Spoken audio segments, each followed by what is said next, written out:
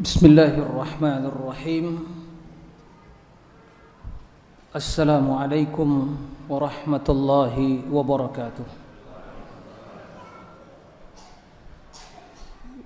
إن الحمد لله نحمده ونستعينه ونستغفره ونعوذ بالله من شرور أنفسنا ومن سيئات أعمالنا. من يهده الله فلا مضل له ومن يضلل فلا هادي له. أشهد أن لا إله إلا الله وحده لا شريك له وأشهد أن محمدا عبده ورسوله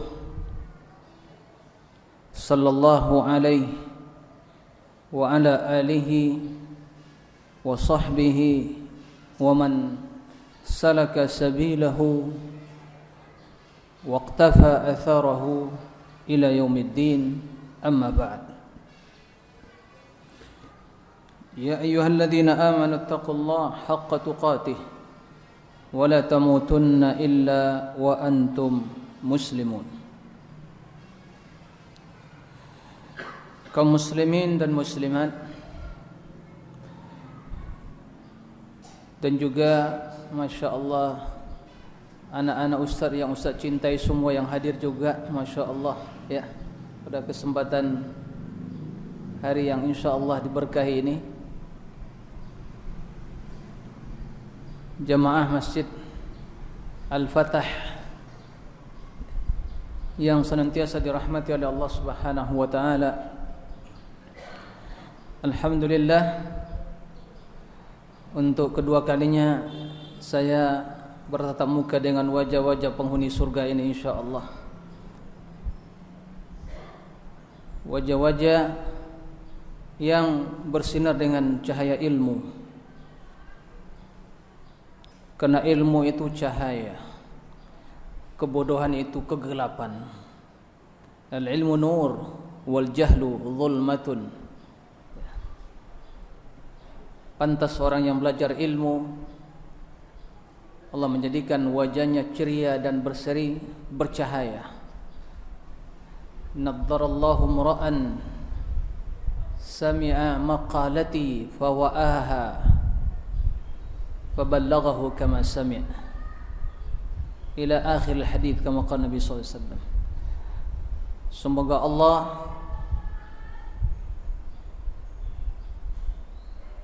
naddara, yaitu menjadikan wajah berseri, bersinar ya, putih bersih orang-orang yang mendengar sabdaku, kata Nabi.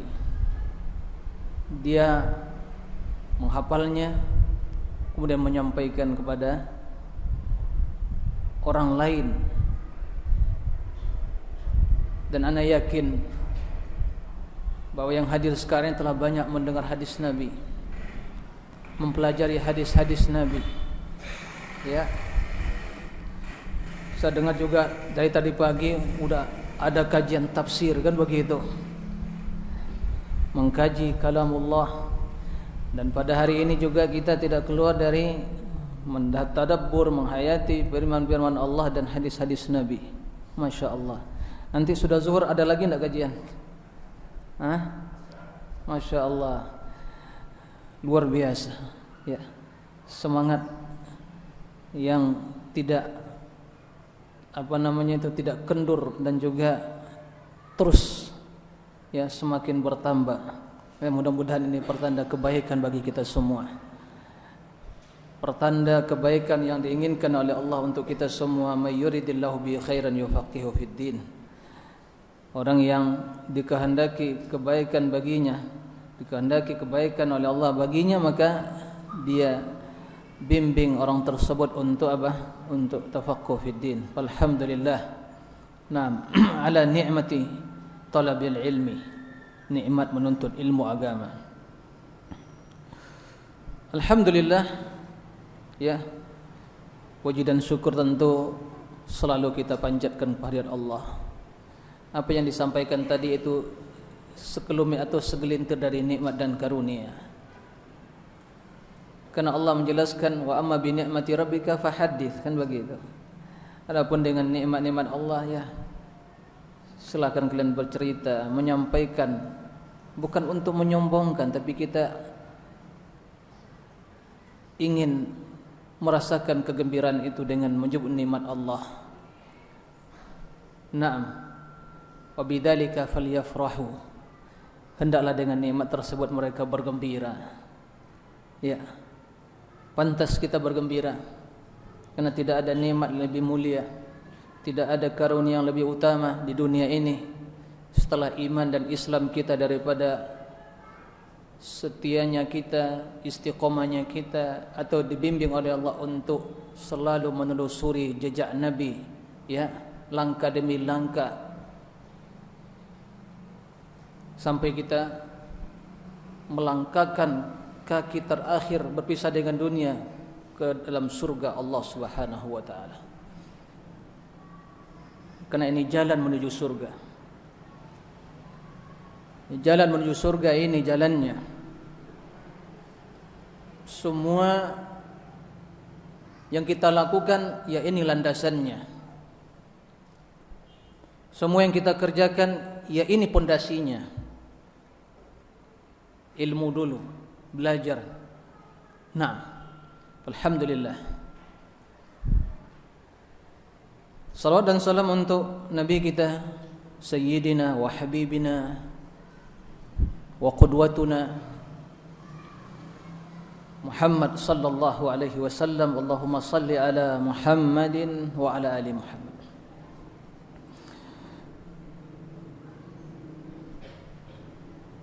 Yang telah meninggalkan kepada kita warisan yang sangat berharga,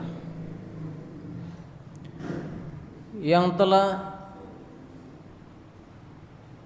menunjuki umatnya kepada seluruh jalan kebaikan, dan di waktu yang sama juga telah memperingatkan umatnya dari seluruh hal-hal yang akan membawa kepada kejahatan, kerusakan dan kesengsaraan. Agar kita waspada. Kalau yang pertama agar kita selalu termotivasi, maka adanya peringatan dan warning, larangan dari Nabi sallallahu alaihi wasallam agar kita selalu waspada. Karena ada di sana jalan yang membawa ke surga, dan di sana ada jalan-jalan yang begitu banyak membawa ke neraka. Itu yang harus kita selalu camkan dalam diri kita. Jemaah sekalian dimuliakan Allah Subhanahu wa taala. Tadi telah disampaikan di muqaddimah tadi tentang hadis yang dibacakan oleh ustaz kita tadi, ya, hadis tentang keterasingan Islam. Itu diriwayatkan Imam Muslim dan tambahan yang lain dalam riwayat-riwayat hadis yang lain akan kita sampaikan. Ya. Pembahasan kita tentang keterasingan Islam di akhir zaman ini, ya, pertama kita akan membacakan dulu hadis-hadis tentang keterasingan Islam. Kemudian kenapa sampai terjadi hal itu? Ya, apa penyebabnya? Kenapa akan muncul keterasingan lagi? Kemudian bagaimana kemuliaan orang-orang yang asing tadi dan sifat-sifat mereka. Nah, sifat-sifat mereka. Dan ini yang perlu untuk kita pahami, karena kita hidup di akhir zaman. Sedikitnya ulama, banyaknya para juhala. Sedikitnya fuqaha, banyaknya khutaba. Bukankah demikian? Rasulullah sallallahu alaihi wasallam menjelaskan dalam sabda beliau yang mulia, qala sallallahu alaihi wasallam, bada'al islamu ghariban fasayaudu kama bada' fatuba lil ghuraba. Ini lafaznya hadis Imam Muslim. Kata Nabi sallallahu alaihi wasallam bahwa Islam datang pertama sekali dalam keadaan asing. Dan kata Nabi, dia akan kembali menjadi asing seperti pertama sekali datang. Kama bada. Kata Nabi SAW, mereka itu orang-orang yang asing itu, mereka yang minoritas di tengah-tengah manusia yang rusak, yang jelek, yang di tengah-tengah mayoritas manusia yang telah rusak. Hinasin kathir su, ya, mayoritas manusia yang telah rusak, rusak akidahnya, rusak ibadahnya, rusak akhlaknya, semuanya, ya. Sehingga man ya'sihim, orang yang membenci mereka, memusuhi mereka, lebih banyak daripada yang mengikuti mereka, lebih banyak daripada mendukung mereka. Nah, ini beberapa riwayat yang berkaitan dengan hadis Nabi SAW tentang orang-orang yang asing. Jadi, kembali kita kepada hadis yang pertama tadi yang dijelaskan Nabi SAW, bahwa kata Nabi SAW, Islam itu pertama sekali datang dalam keadaan asing. Kalau kita membaca hadis Nabi SAW, bagaimana kondisi kaum jahiliyah, ya, bagaimana kondisi dunia, ya, alam semesta ini di zaman sebelum diutusnya Nabi, ya. Kata Nabi SAW, Allah Subhanahu wa ta'ala nazara fi ahli al-ardi famaqatahum arabahum wa ajamahum illa baqaya min ahli al-kitab. Allah perhatikan, Allah tahu bagaimana kondisi manusia sebelum diutusnya Nabi. Fatrah, ya, waktu di antara, ya, kekosongan Nabi. Karena begitu diangkat Nabi Isa, maka tinggallah Hawariyun yang mereka mendapatkan intimidasi, kan begitu, dikejar oleh Yahud,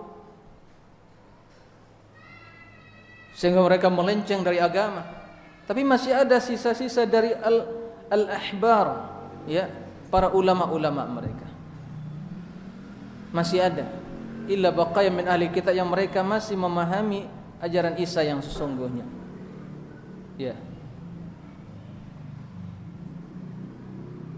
Nah, dan itu masih adalah bagian dari wahyu yang diturunkan pada Nabi Isa. Karena nanti setelah itu terjadi apa? Penyelewengan, penambahan, dan muncullah penyimpangan, muncullah trinitas, muncullah macam-macam, kan begitu? Ya, kekufuran, mentuhankan Isa dan seterusnya.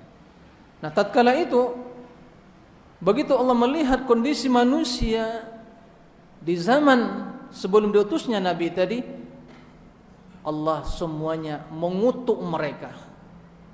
Maqatahum, Arabnya dan orang ajamnya, Arab non Arab, semua dikutuk oleh Allah, dimurkai oleh Allah. Maqatahum, kecuali hanya segelintir dari sisa-sisa ahlul kitab.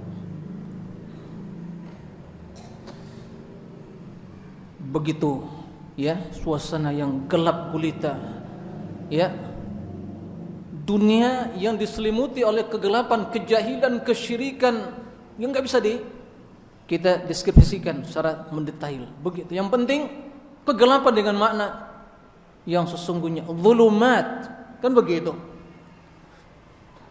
zulumat, kegelapan. Kegelapan kejahilan, kegelapan kesyirikan, kegelapan kezaliman, kegelapan khurafat bid'ah takhayyulat, kegelapan perbudakan, iya kan? Manusia bagaimana intimidasi terhadap kaum wanita. Penting deh semuanya. Jahiliyah total. Ya.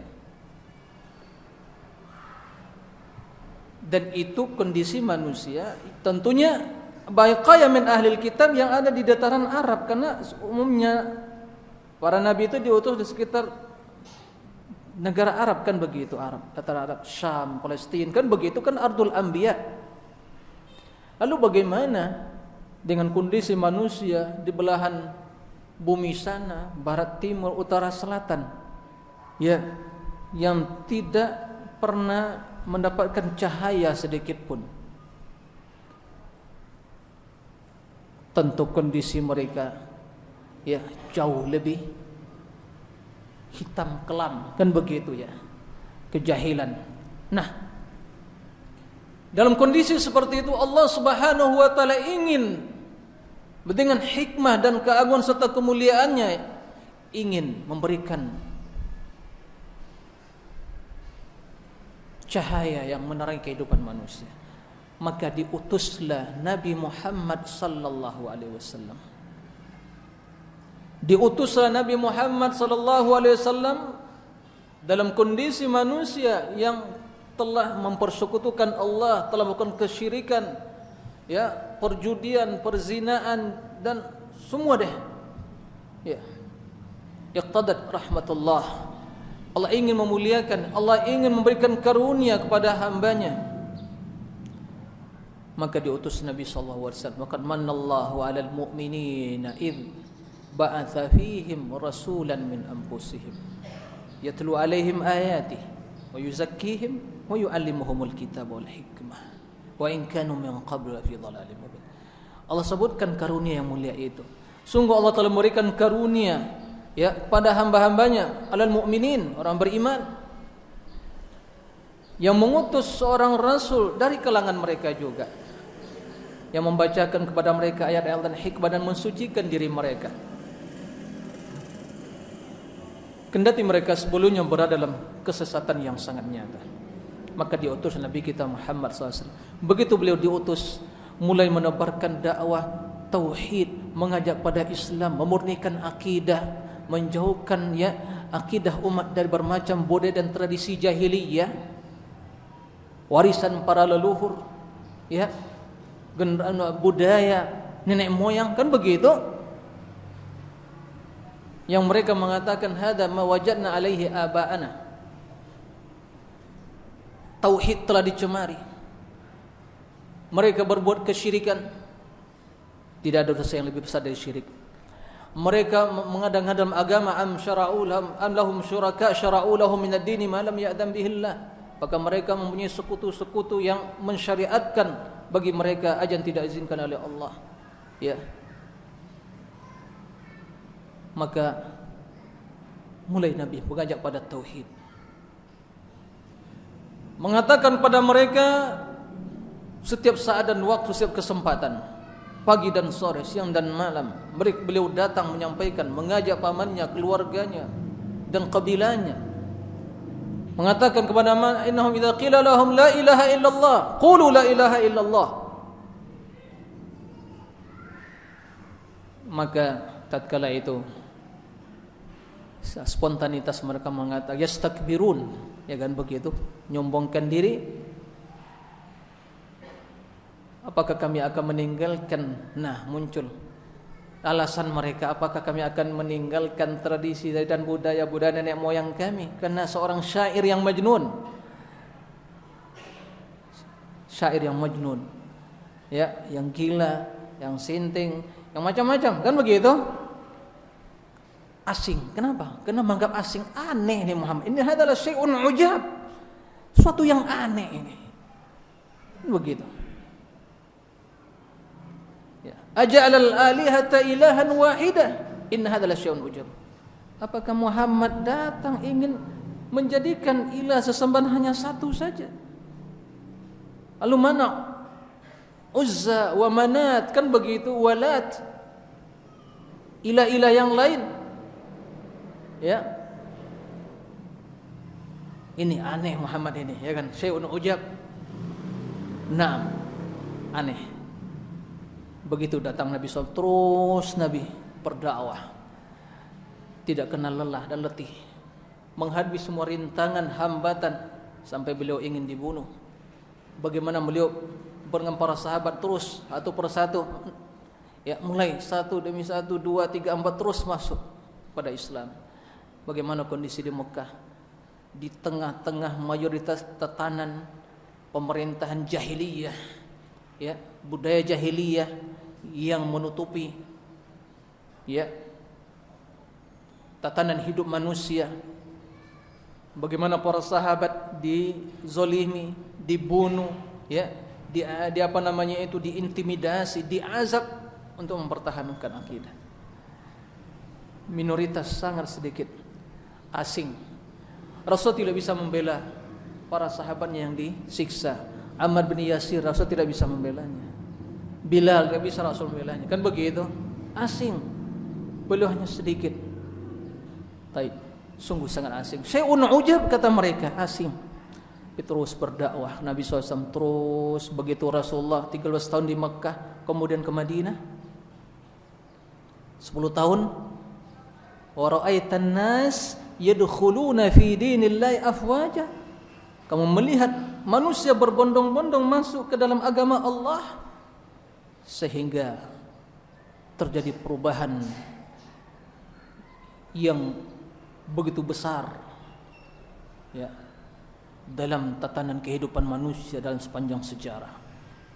Ya. Yang dahulunya mereka menyembah selain Allah, dengan dakwah, berkat dakwah Nabi SAW, mereka kembali jadi ibadullah, hamba Allah. Yang dahulunya mereka berbuat kezaliman, menghina, menzalimi anak-anak wanita mereka, dibunuh hidup-hidup, diintimidasi, dizolimi,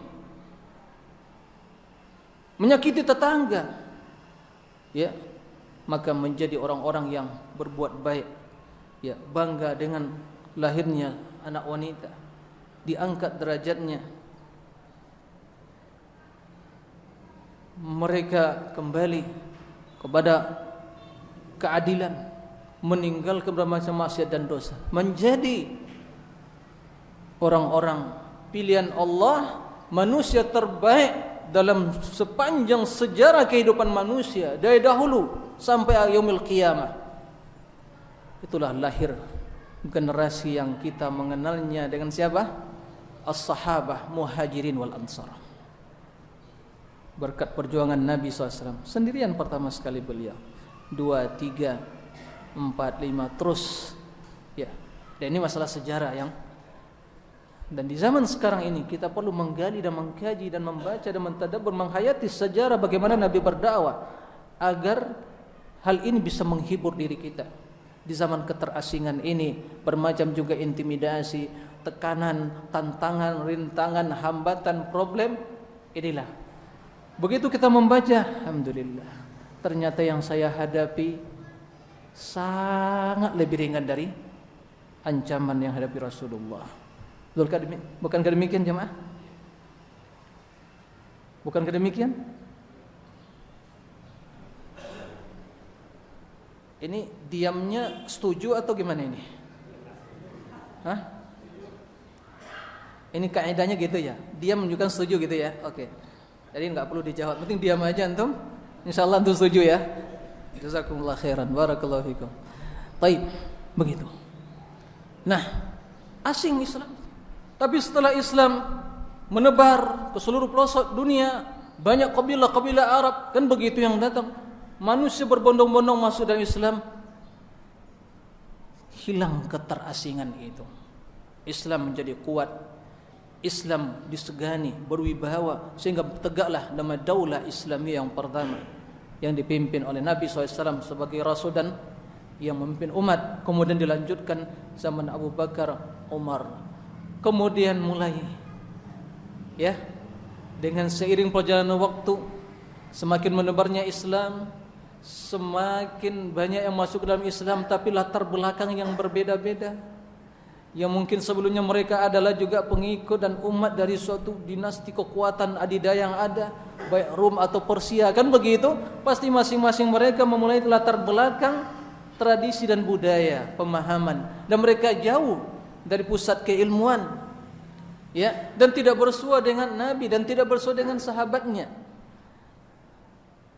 Maka apa yang terjadi? Mulai masuk ya virus-virus pemikiran tadi, ya, merusak atau sehingga terkontaminasi kemurnian Islam tadi sedikit demi sedikit. Nah, begitu mulai terkontaminasi, timbulnya fitnah-fitnah yang begitu banyak, maka mulai sedikit demi sedikit semakin asing, semakin asing, semakin asing. Muncullah bermacam fitnah. Bagaimana Umar bin Khattab dibunuh oleh Abu Lu'lu' al-Majusi, kan begitu. Bagaimana Uthman terbunuh oleh kaum Khawarij. Bagaimana Ali, begitu juga orang Khawarij. Bagaimana terbunuhnya cucu Nabi Hasan Hussein, ulah tangan orang-orang Syiah. Kendati mereka ya menjadikan yakun ahlu atau ahli sunnah itu mengambing kita, dan mereka lah sebenarnya ya merupakan dalang di balik seluruh terbunuhnya tragedi pembunuhnya Hussein. Mulai Islam dan sunnah tadi semakin asing. Nah, jemaah sekalian mulai Allah Subhanahu wa taala, dalam kondisi seperti itu, jika di zaman para sahabat kaum muslimin dalam kondisi keadaan mereka yang persatuan, kebersamaan, persaudaraan seperti rajulin wahid, ka qalbi rajulin wahid, kal jasadil wahid, bagi tubuh yang satu, bangunan yang kokoh saling menguatkan persaudaraan kasih sayang di antara mereka. Tapi tatkala muncul bermacam fitnah yang secara umum tidak terlepas dari dua fitnah syubhat dan syahwat tadi, maka mulai terjadi gesekan-gesekan sehingga semakin memanas, maka terjadi apa yang kita kenal fitnah perpecahan, kan begitu ya, munculnya sekte-sekte, pemikiran-pemikiran, sehingga cahaya sunnah yang begitu terang di zaman Nabi, cahaya tauhid yang begitu terang di zaman Nabi, mulai sedikit demi sedikit menjadi redup. Tapi alhamdulillah tidak padam secara total, masih ada. Nah, kata Nabi sallallahu alaihi wasallam, begitu muncul fitnah syubhat dan syahwat tadi, inilah yang sangat dikhawatirkan Nabi sallallahu alaihi wasallam. Saya akan bacakan dua fitnah yang muncul ini, yang menyebabkan, itulah yang menyebabkan Islam akan kembali asing tadi. Ya. Pertama tadi yang menyebabkan karena ya jahiliyah yang betul-betul total, kan begitu, yang menutupi, yang mendominasi kehidupan manusia. Kemudian hilang keterasingan itu dengan menebarnya Islam ke seluruh pelosok dunia, manusia masuk berbondong-bondong dalam Islam. Kemudian mulai bergeser sedikit demi sedikit, sedikit demi sedikit. Maka begitu muncul fitnah yang dikhawatirkan oleh Nabi. Nabi telah memprediksi hal ini, dan itu yang sangat dikhawatirkan beliau terjadi. Sehingga begitu terjadi fitnah tersebut, sayaudu ghariban kama bada, Islam akan kembali asing seperti sedia kala. Apa fitnahnya? Fitnah syubhat dan syahwat. Simak hadis Nabi berikut ini. Kata Nabi sallallahu alaihi wasallam, ya, kata Nabi sallallahu alaihi wasallam dalam Sahih Muslim, ini tentang fitnah syahwat terlebih dahulu, ya, atau sebelumnya fitnah syubhat. Hadis tentang perpecahan umat tadi ini berkaitan dengan fitnah syubhat. Karena semua itu diponis oleh Nabi sebagai golongan yang celaka, kecuali hanya satu yang selamat. Satabtariku hadil ummah ila 73 firqah, akan terpecah belah umat kepada 73 golongan, kecuali yang sebelumnya celaka kecuali hanya satu. Maka tatkala itu Nabi menjawab siapa yang satu itu jamaah. Lihat, jamaah. Siapa lagi? Dalam riwayat lain dijelaskan ma ana alaihi al-yauma wa ashabi. Mereka orang-orang yang selalu mengikuti ajaranku dan para sahabat, ajaran Nabi dan para sahabatnya. Itu fitnah apa? Syubhat. Karena semua itu menyimpang karena syubhat, pemikiran otak dan akalnya yang telah rusak, pemikiran yang telah rusak.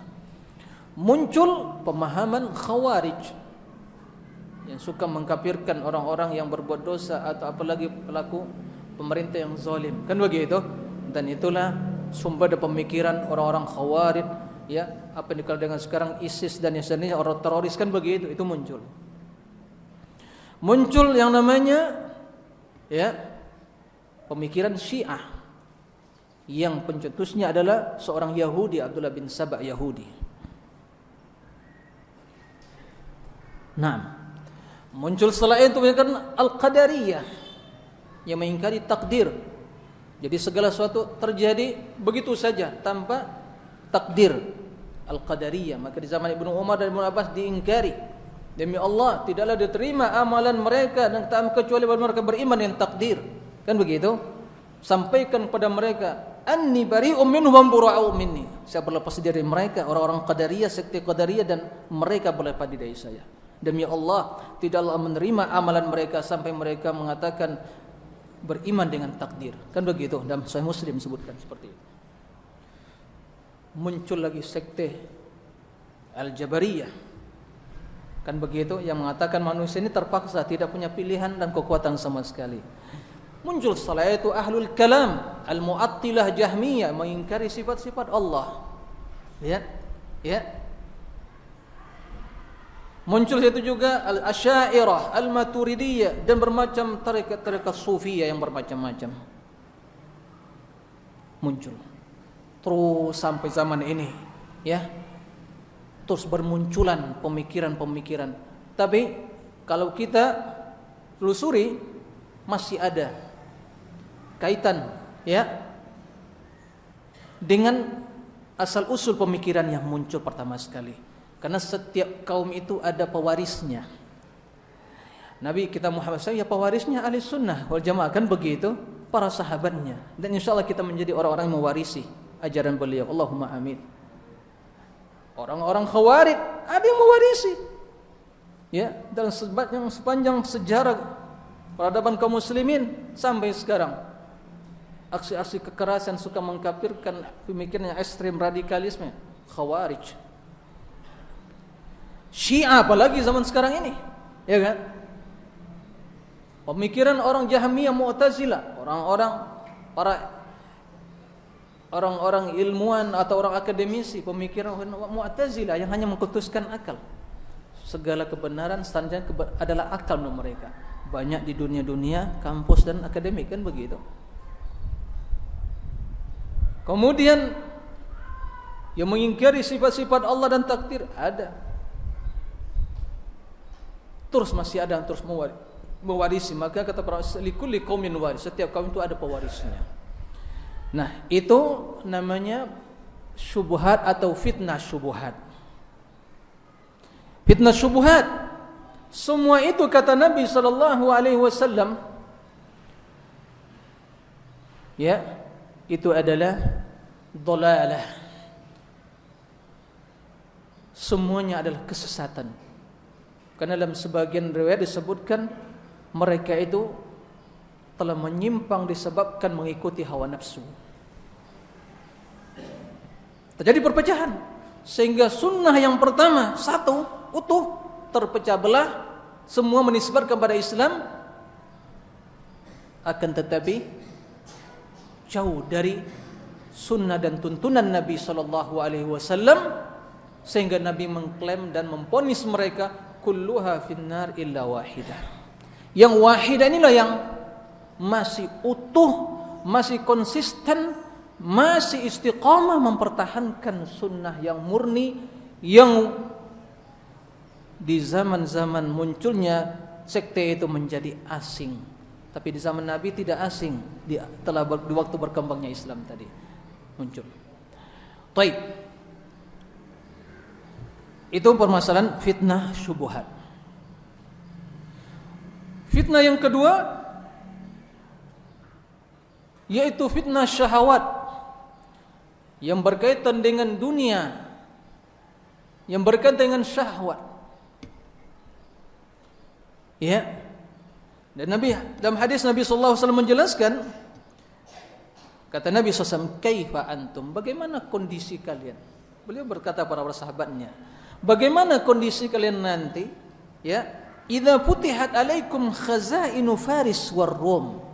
Apabila telah dibukakan oleh Allah, kalian telah menguasai, mendapatkan harta rampasan dari kekayaan-kekayaan dinasti Persia dan Romawi. Di zaman siapa itu?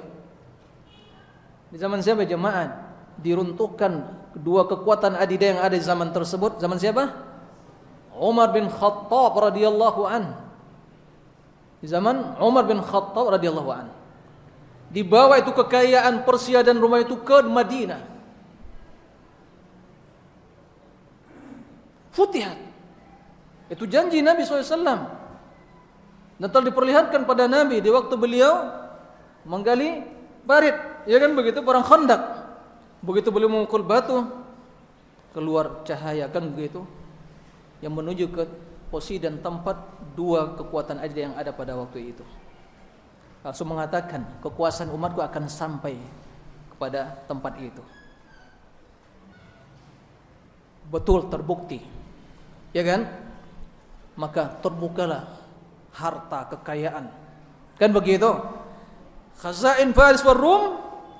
Kemudian Nabi berkata, ayu qaumin antum? Tatkala itu terjadi, kalian yang ada ini, kalau kalian menikmati, ya, dari golongan mana kalian? Ya, ayu qaumin antum? Kaum yang bagaimana kalian tatkala itu telah dibukakan oleh Allah Subhanahu wa taala kekayaan dunia, telah dibukakan ya pintunya oleh Allah Subhanahu wa taala untuk kalian. Bagaimana kondisi kalian? Kalian menjadi umat yang bagaimana? Kaum yang bagaimana? Begitu. Ya. Apa jawaban para sahabat? Qala Abdurrahman bin Auf, naqulu kama amarana Allah. Kami akan mengatakan apa yang diperintahkan oleh Allah. Artinya kami akan selalu berpegang teguh dengan ajaranmu ya Rasulullah, sunnahmu ya Rasulullah, kan begitu? Apa yang diperintahkan oleh Rasulnya? Kata Nabi, au ghaira dzalik, atau mungkin selain kondisi yang engkau sampaikan Abdurrahman. Rasulullah telah memprediksi tentu dengan wahyu. Jangan-jangan selain itu wahyu, kondisi yang selain yang engkau sampaikan Abdurrahman bin Auf. Ya. Apa itu kondisinya? Tatanafasuna, thumma tatahasaduna, thumma tatadabarun. Tatkala dunia telah terbuka, ya, maka tatkala itu kalian berlomba-lomba mengejar dan mencari dunia, sikut kanan sikut kiri, ya, kan begitu. Tabrak, apalagi ya, semua yang ada di hadapan kita dilabrak, kan begitu. Demi apa? Karena ingin mendapatkan dunia. Ada enggak ini di zaman sekarang ini? Bukan banyak, ya inilah zamannya sekarang ini, ya kan? Bukan banyak, emang ini zamannya. Ya kan? Tatanafasun, sehingga dengan tanafus, berlomba-lomba mencari dunia tadi, ini fitnah syahwat, urusan harta dunia, jabatan, kedudukan, pangkat, tahta, wanita, kan begitu? Semua itu. Lalu setelah itu kalian tatahasadun, saling hasad, saling dengki. Betul enggak? Setelah saling dengki, mendengki, saling hasad, apa yang terjadi? tatadabarun, kalian akan saling memutuskan hubungan. Permusuhan yang terjadi, betapa banyaknya ya, gimana di masyarakat disebabkan urusan harta jabatan semua ya berantakan. Betul enggak? Ini yang dikhawatirkan Nabi. Ini fitnah apa? Fitnah syahwat. Naam. Oleh karena itu Nabi dalam hadis yang lain dan Sahih Bukhari, hadis Abdullah bin Amr bin Auf, ya. Abdullah bin Amr bin Auf, Nabi sallallahu alaihi wasallam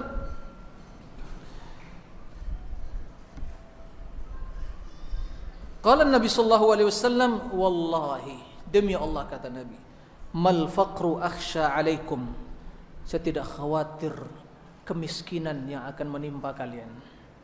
Saya tidak khawatir kemiskinan, karena kalau kemiskinan dengan iman tidak ada masalah. Tapi kalau kemiskinan, krisis harta dan krisis iman, terjadi kiamat. Ya. Maka kata Nabi, mal faqra akhsha alaikum, saya tidak khawatir kemiskinan yang akan menimpa kalian wahai para sahabatku. Akan tapi yang sangat saya khawatirkan, walakin akhsha an tubsata alaikumud dunya kama busitat ala man kana qablakum, akan tapi saya khawatir dunia telah dibuka seluas-luasnya untuk kalian sebagaimana telah dibukakan oleh Allah untuk umat-umat sebelumnya. Fatanafasuha kama tanafasuha, kalian berlomba-lomba mencarinya sebagaimana umat-umat sebelumnya juga berlomba-lomba ya mencari dunia itu.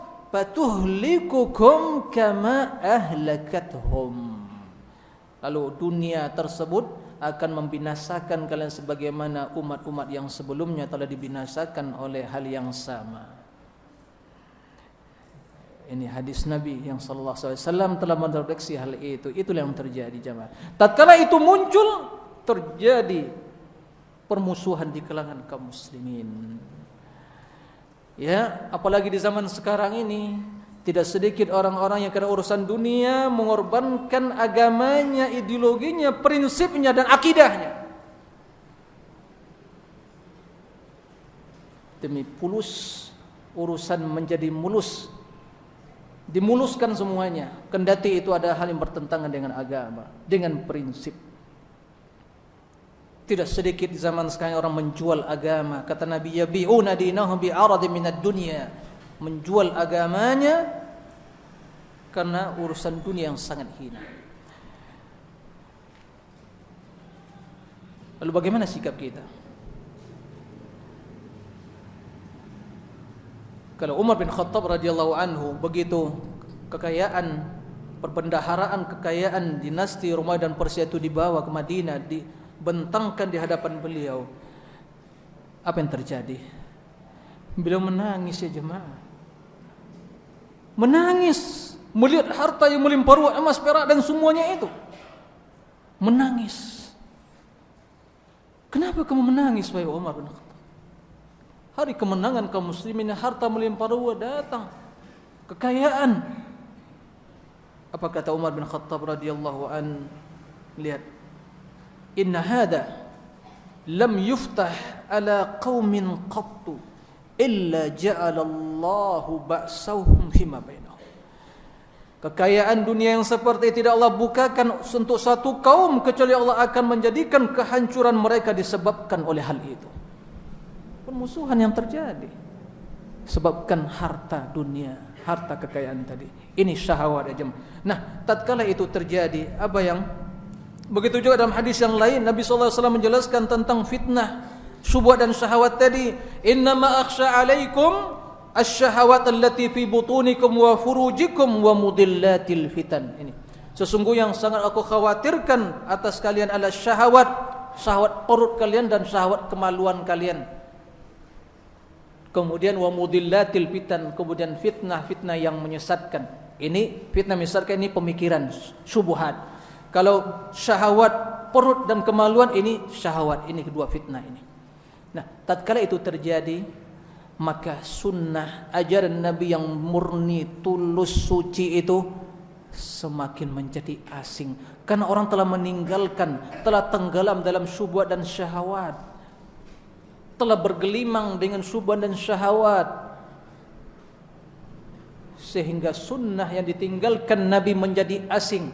Fasadaqan Nabi, maha benar Rasul benar tatkala mengatakan wasayaudu ghariban kama bada, akan kembali asing seperti pertama sekali datang.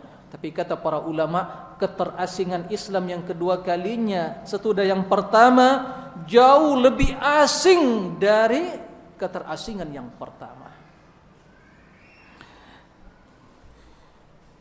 Nah, tatkala terjadi keterasingan itu, maka ada satu golongan yang selalu setia, yang selalu konsisten, yang selalu komitmen, yang selalu berloyalitas tinggi, yang selalu berpegang teguh dengan sunnah yang mulia, sunnah Nabi kita Muhammad sallallahu alaihi wasallam.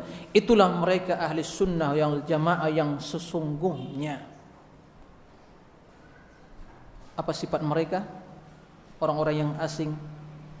Dan itulah mereka yang kata Nabi sallallahu alaihi wasallam, la tazalu ta'ifatun min ummati zahirina 'alal haqq la yadurruhum man khadhalahum hatta ya'tiya amrullah wa hum kadzalik.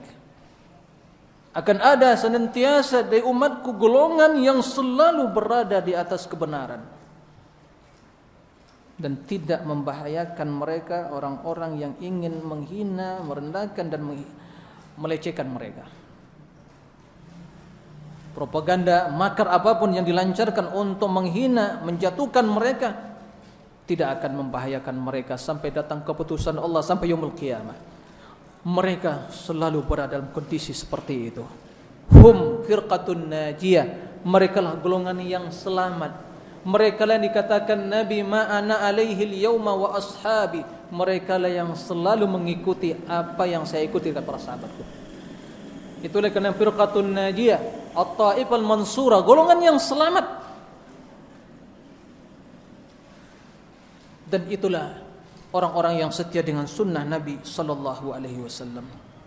Jadi pada hakikatnya jemaah, keterasingan Islam setelah keterasingan yang pertama itu adalah pada hakikatnya keterasingan sunnah. Karena sekte-sekte yang muncul yang 72 itu secara hukum asalnya mereka masih tergolong pada umat ini, masih Islam secara umum. Karena Rasul mengatakan min hadhil ummah satabtariku hadhil ummah. Tapi mereka telah melenceng dari ajaran Nabi sehingga sesat mengikuti hawa nafsu. Maka mereka sesat, kendati secara umum dia masih Islam. Tapi telah menyimpang. Apa yang menyebabkan mereka menyimpang dan sesat? Karena telah keluar dari jalan sunnah Nabi SAW. Karena sunnah yang kita maksud adalah jalan hidupnya Nabi. Jalan hidupnya Nabi dalam akidahnya, di dalam ibadahnya, di dalam akhlaknya, dalam seluruh aspek kehidupannya, yang selamat bersih dari kedua fitnah tadi, syubhat dan syahwat tadi. Sementara firqah-firqah yang muncul itu telah terjerumus ke dalam syubhat atau syahwat. Maka tetap sunnah terus berada dengan ketegaran dan kekokohan dan kesucian, kemurnian dan cahayanya, terus memancarkan cahaya. Ya, tidak redup. Kendati mungkin ya tidak sirna cahaya itu, tidak hilang, terus masih ada. Karena la tazalu ta'ifah, masih ada selalu orang-orang yang berpegang teguh dengan sunnah, menebarkan cahaya sunnah tadi. Itulah sunnah yang kita maksud. Itulah hum ahli sunnah. Nah, begitu sunnah tersebut muncul, itu menjadi asing. Karena di tengah-tengah 72 sekte yang telah menyimpang dari sunnah tadi, semuanya kendati mereka juga saling berbeda pendapat dalam pemikiran dan pemahaman tadi, tapi secara keseluruhan mereka itu satu dan bahu-membahu dalam menghancurkan, membuat propaganda untuk menghancurkan golongan yang satu ini, Firqatun Najiyah. Naam, antara Syiah, antara Khawarij dengan Syiah itu terjadi perbedaan. Antara Maturidiyah Qadariyah terjadi perbedaan. Tapi kalau untuk menyerang ahli sunnah yang Firqatun Najiyah ini, mereka akan memanah dengan satu anak panah, akan bahu-membahu. Dan itulah sejarah. Silakan antum semua Bapak Ibu sekalian baca sejarah Islam, tentang pemikiran-pemikiran yang muncul dalam Islam, akan terbukti apa yang saya sampaikan. Itu kesimpulan yang saya baca dari sejarah. Satu, bahu-membahu mereka. Dan apa yang terjadi di zaman sekarang ini, ya, pada hakikatnya itu hanya mengulang, ya, perjalanan sejarah yang telah muncul sebelumnya, tapi dengan apa? Aktor yang baru, kan begitu ya, dengan istilah-istilah yang baru, tapi intinya suatu yang klasik, ya. Jadi mungkin ya cerita yang telah klasik tapi dikemas dengan kemasan kontemporer, dan pemainnya juga, ya, aktornya juga yang baru, kan begitu. Itu sebenarnya. Jadi